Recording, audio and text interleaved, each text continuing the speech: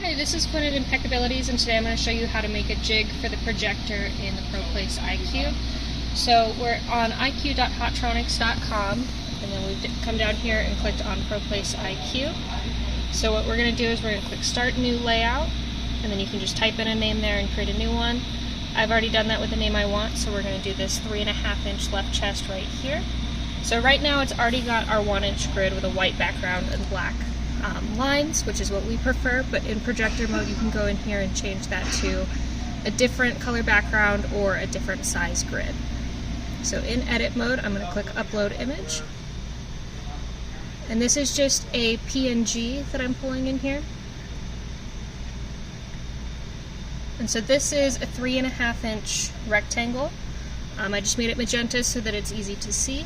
You can also do the same thing with PNG graphics so that you can project the graphic, but in this case we want something simple for alignment for a variety of jobs rather than one specific job. So then I'm going to move this up.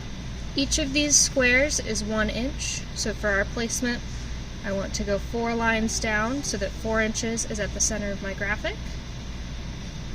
And then I'm going to click off of this, and if I click this vertical rectangle here, it'll make it full screen, so on the projector you can see it. So then once you're at this step, this is when you would load a shirt and make sure that your alignment is where you want it to be, whether you're basing it off of the collar or something else.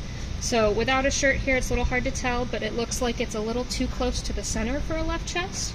So what I'm going to do is I'm going to double tap, and I'm going to pull this out 1/2 inch, and just tap that again and make it full screen.